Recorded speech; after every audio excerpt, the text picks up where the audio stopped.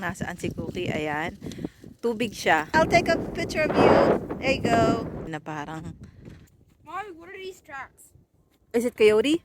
Oh, it's awfully big. Ay, ang lalaki ng tracks. Kumpara sa ibang tracks. Yung mga tracks ng hayop. May kita mo kung... Recipe na to ay nakuha ko kay... ChatGPT. 350 Fahrenheit. Mag-bake lang po kayo ng mag-bake. Camping! Winter, spring, summer, fall camping. Last year, 2 times.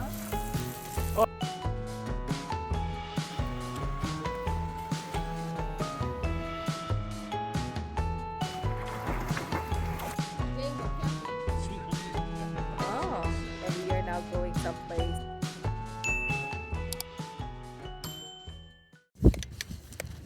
So, ito pong etong area na to kung nasaan si Cookie, ayan. Tubig siya. Fountain siya kapag ka summer. Pero pwede siyang magpagulong-gulong dyan kasi hindi yan magka-crack. Magaang lang siya. Ako, hindi ko alam kasi kung fully frozen pa siya eh. Mukha siyang fully frozen na pero mahirap siyang i-risk. Come on, Cookie! Ngayon punta naman po tayo sa may bridge. Here, Cookie! Here! Go to the bridge, Lance.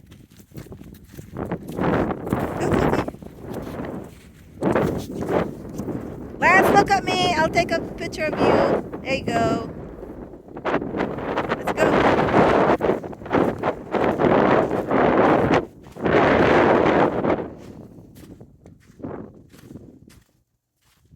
Napakaganda po, no? Parang portrait lang. Ang ganda niya. Ang ganda nitong lugar na to kahit anong season. Winter, spring, summer, fall. Mahalina ka magpunta rito. Napakaganda ng architectural design niya.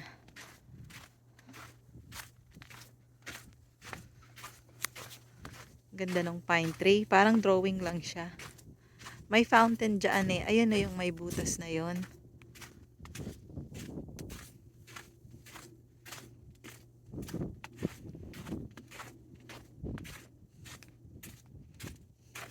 Pakita ko po sa inyo. Balik. Ayun pala yung mga birch tree. Ayan. Ayan. Mukhang frozen na siya. May hayop na dumaan kasi may bunny rabbit. May bakas. Ayan, balik na po tayo. Ayan pala yung pinanggalingan namin. Yung mga bata nauna na sa akin. Ito po pala yung willow tree. Yung nakikita niyo na parang kulay light brown mustard color. Pagka winter, nagiging ganyan na yung kulay niya. May mga tao pong allergic dyan. Isa na din yung asawa ko sa willow. Ang ganda niya. Ang ganda niya pag summer. Ang ganda niya rin kapag winter. Very decorative. Cookie! Oh, that's so nice. So, kanina po, ando doon kami doon. Tapos nagpaikot-ikot kami. Tignan nyo po itong lugar na to. Napakaganda. Tapos, merong parang shed dito. Merong ang ganda nito. Taon-taon dinidesign nila ito ng ganito. Pero bate, itong puno na ito ay matanda na siya. Pakita ko sa inyo. Yun. May pugad ng ibon. Ang lalaki ng kahoy, no? Na ginamit. Ito si Cookie. Lakad po tayo sa may trail. Come on, Lance, let's go. Naglalaro sila ng Pikmin. I think it's wrong. Si Cookie walang katapusan na ang pag-amoy-amoy. Etong trail na po ito, nung ginawa nila, nilagyan nila ng mga, yung bawat madadaanan mo, parang, ang tawag dito, sa mga magdadaan sa trail, nilagyan nila ng mga iba't ibang old farm equipment na dati, etong, yan, may mababasa ka dyan kung ano yan. Ngayon, hindi ko po alam kung bakit siya tinanggal. Yung kabilang part ng forest, fence na siya. Private.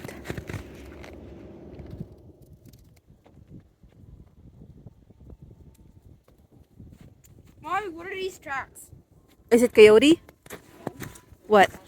Huh? Look, see? Oh, it's awfully big. Oh my god. We should go. Let's just go, okay? It's awfully big track. Yeah, we should go. Let's go, let's go, let's go. Cookie. Yan po ang isa sa mga kagandahan kapag winter. Lincoln, hurry up! May coyote po kasi dito sa lugar namin. Ay, ang lalaki ng tracks. Kumpara sa ibang tracks.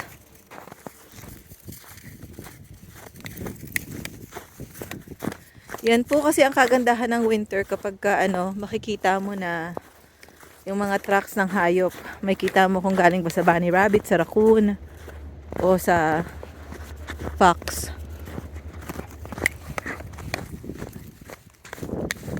At ready na po akong mag-bake ng banana loaf. Ang recipe na to ay nakuha ko kay ChatGPT. So, kung meron po kayo sa bahay na kamote, pumpkin, ano pa ba? Saging, carrot, apple, at gusto nyo pong mag-bake, kung gusto nyo tinapay, o kung gusto nyo muffin, o kung ano man, kung ano lang pong available lang sa bahay nyo, kung wala kayong oven, kung gusto nyo po sa pan lang, i-type nyo lang po kay ChatGPT. Basta maging precise lang po kayo sa command na ibibigay nyo kay ChatGPT. Halimbawa po, sabihin nyo lang, i-type nyo lang, ChatGPT, eto lang meron ako, isang cup na harina, isang saging, isang kamote, ano bang pwede kong i-bake? Ganon. At bibigyan niya kayo ng recipe. Kung halimbawa, ang kailangan sa recipe ay butter at wala naman po kayong nito ng butter, itanong niyo lang po kay ChatGPT kung anong pwedeng i-substitute. So, yun po. Ang gagawin ko po ngayon ay tulad nga ng aking nabanggit, ito pong minash na ng kambal na saging. Dodoblehin ko po yung recipe dahil malakas po kumain. Malakas po kumain ng aking mga anak at higit sa lahat, kailangan ko talagang pagkabakasyon nila ay kailangan pong laging may nakaredy na pagkain kasi para hindi na sila nagkukutkot, para na yung mga na-bake, nasa mesa na lang, ready na palagi. So, doblehin ko po yung recipe. Isusulat ko na lang po sa description yung recipe. So, ready na po. Ang ginagawa ko po pala pag ako ay nagbe-bake, nakahiwalay yung wet ingredients sa dry. So, ito po, yung saging, yung mantikilya at ang itlog ay nandiyan sila. At ngayon ay gagawin ko na yung dry ingredients. So, dahil doble-doble nga po ito, kailangan natin ng 1 and 1/2 cup all-purpose flour. At, dodoblehin ko po siya. Gusto ko lang pong sabihin, kapag loaf po ang banana loaf, based on my experience, no, banana loaf, carrot loaf, carrot apple loaf, forgiving siya. Hindi siya kailangang super precise na 100%.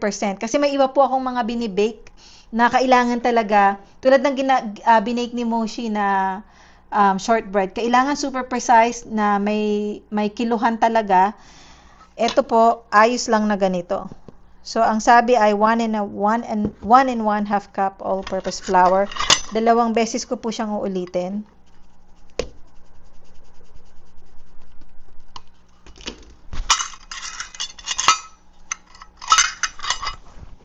So, 3 kasi 1 and 1/2 cup po, di ba? Oops.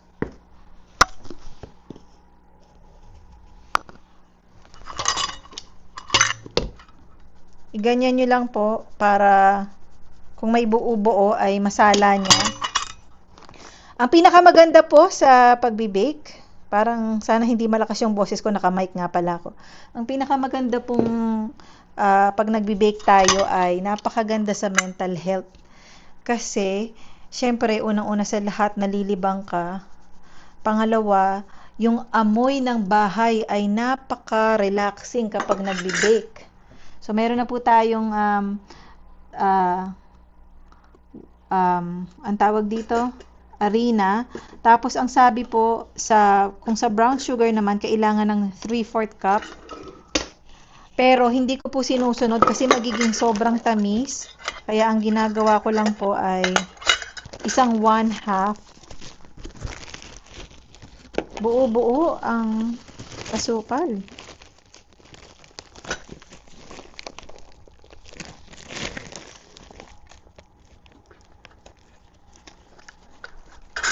So, ilagay natin dito.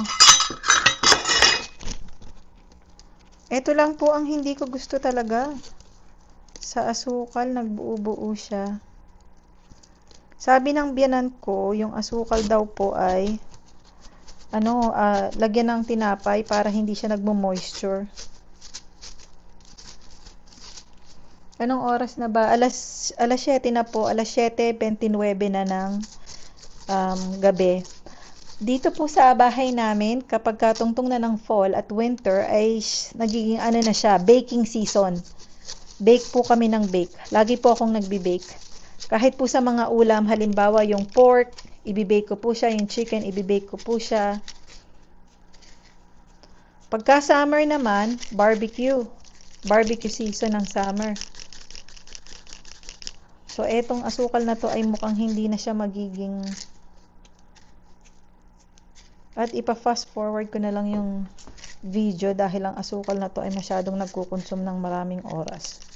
At ayan, tapos na po ako sa asukal at gusto ko lang pong banggitin na kaya hindi ko sinusunod yung recipe ng tawag dito, ng sugar kasi naglalagay po ako ng chocolate.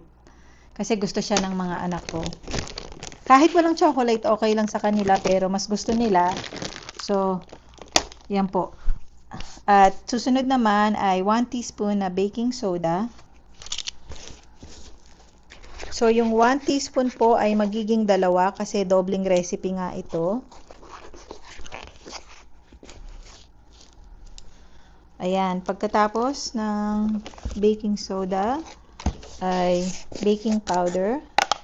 1/2 teaspoon. So, magiging 1 teaspoon siya dahil doble siya. Tapos, cinnamon.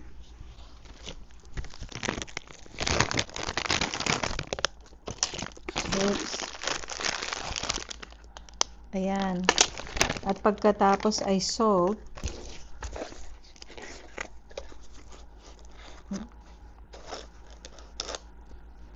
Ayan. Review nyo lang po para wala kayong makalimutan. So, meron na kayong banana, butter, egg. Ayun na yung mga wet ingredient. Tapos meron ng flour, baking soda, baking powder, salt, cinnamon. At pagkalagay nyo na po, ay i-review nyo lang bago nyo paghalu-haluin lahat ng ingredients para masigurado na wala kayong nakalimutan. Sa case ko, ang ginagawa ko ay nire-review ko muna yung mga wet ingredients. So, meron na akong butter, banana, egg, at kailangan rin ng milk 2 tablespoon. Pagkatapos, sa dry ingredients naman, meron na akong all-purpose flour, baking soda, baking powder, salt, cinnamon. At ready na. Ang gagawin ko po muna ay hahalu-haluin ko lahat ng dry ingredients. At pagka nahalo ko na po siya, ay gusto ko lang pong kung first time niyo pong magbe-bake, maaari nyo rin po itong gawin, sa mga dry ingredients nyo po pagkatapos nyo paghalu-haluin. Para sigurado na halimbawa yung asukal, wala siya sa isang spot lang, ganun din yung ibang ingredients. At kapag pinagsama-sama nyo na po lahat, huwag po kayong gumamit ng mixer. Magiging, sa Tagalog, nakalimutan ko na sa Tagalog, matigas, parang hindi siya magiging fluffy. Ang technique po na ginagamit kapag gumagawa ng banana loaf ay yung tinatawag na folding. At wag niyo rin pong i-overfold. So, ganyan lang po ang aking ginagawa para maghalo-halo sila. At syempre, bibisitahin ko na yung oven. Kailangan ko ang gusto nito ay 350 Fahrenheit for 50 to 60 minutes.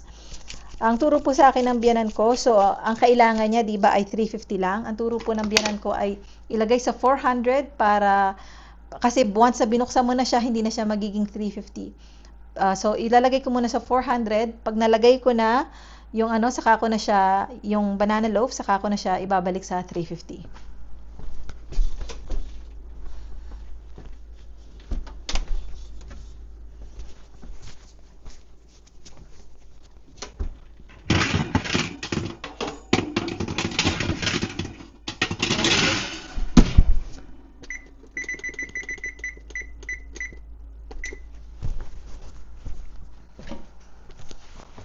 At ngayon ay paghalu-haluin na natin lahat. At ngayon po, ganito ang aking gagawin. Gagawa ako ng parang well. So, ganyan. At pagkatapos, ilalagay ko na yung mga ingredients. Ayan na yung saging. Tapos, ilagay muna natin to. Ilagay natin to. At yung itlog ay basagin ko siya na ganyan bago ko siya ilagay. Pagkatapos, kailangan din ng milk dahil doble ang gagawin ko nga po ay ganyan.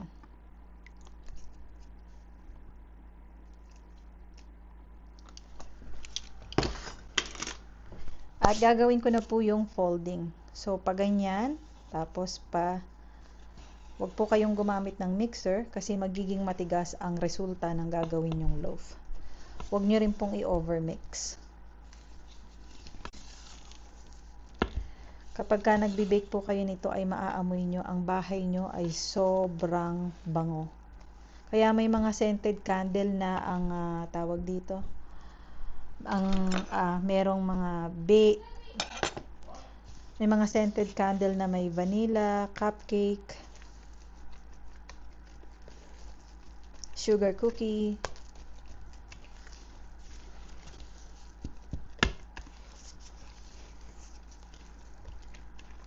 Mag-bake lang po kayo ng mag-bake kasi through time ay makukuha nyo rin po yung maaaral nyo yung technique. Ako po ay natutong mag-bake nung ang mga anak ko ay baby kasi naghanap ako ng outlet. Kasi biruin mo kambal, ko, mapapraning ka talaga. Kailangan mo ng outlet na nasa loob lang ng bahay. Nag-bake po ako ng nag-bake. Tinapay, pizza. Buti nga po noon, hindi pa ganun kamahal lahat. Talagang nakakapag-bake pa ako ng pizza. Kasi, naku, ang presyo ng ngayon, ng tawag dito, tama na ito. Ang presyo ng cheese ngayon ay sobrang mahal na. At ngayon ay i-grease na natin yung baking pan.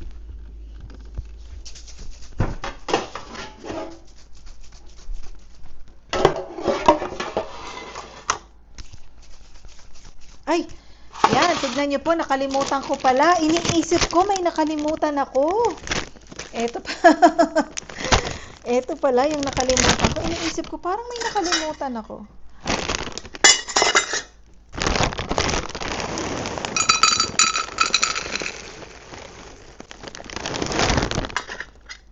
Ayan, 1.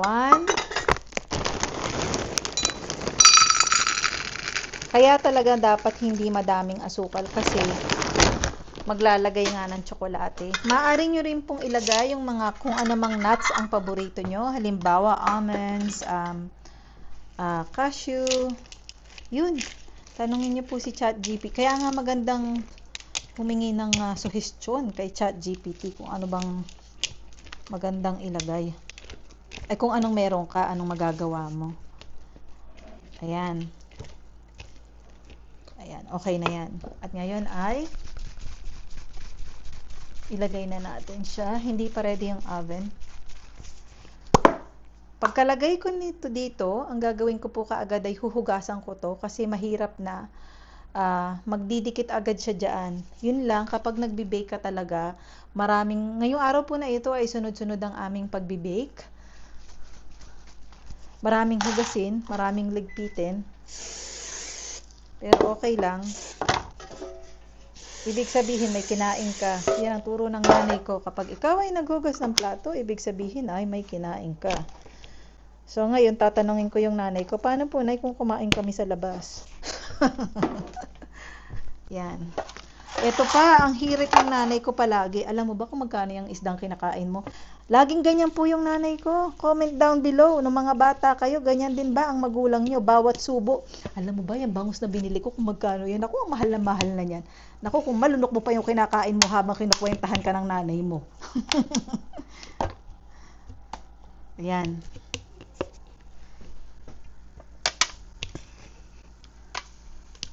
So, magandang idea po ito kapag bakasyon.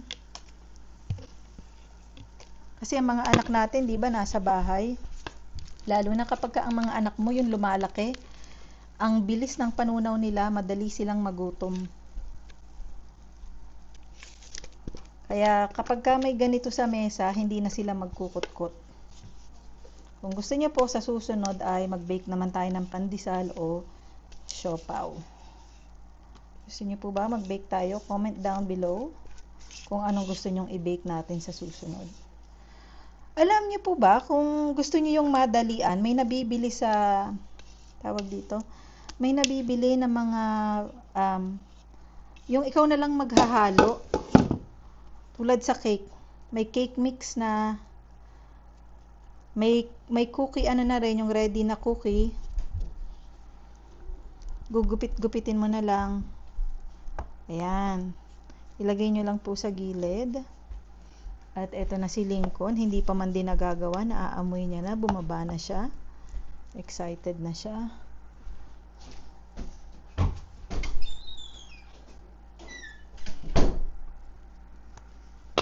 Okay.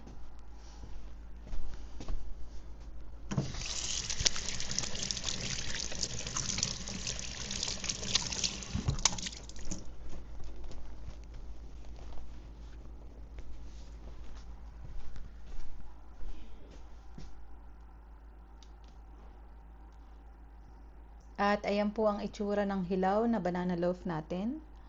At ilalagay na natin to sa oven. At gusto ko lang din pong i-share na may kinalaman din yung rack. Yung tier. Kung maluluto ba siya agad o hindi. So, ilagay nyo lang po sa tamang rack. Sa akin po, ilalagay ko sa mula sa ilalim, 1, 2, 3. Sa pangatlo, mula sa ilalim na rack.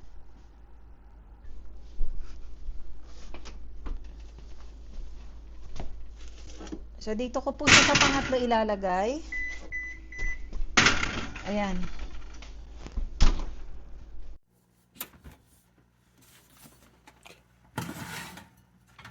Tignan natin.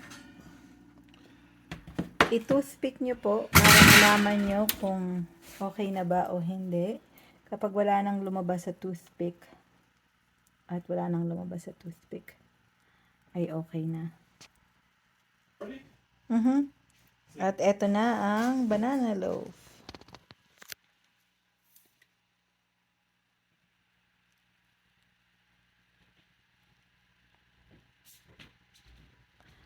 Kung first time nyo po magbe-bake, huwag nyo po munang kainin. Hayaan nyo po siyang mag-rest hanggang mag-cool down. At pwede nyo na po siyang kainin pagka nag-cool down na po siya. Kapag ngayon po ay hindi nyo pa mahawakan, mainit na mainit pa. At saka magbabago pa to. Halimbawa po yung cookie, pagkatanggal nyo, para ang lambot-lambot niya pa. Pero afterwards, pag lumalamig na siya, yung cookie, tumitigas na. So, hayaan nyo lang pong lumamig at pagkatapos ay pwede nyo na pong itry.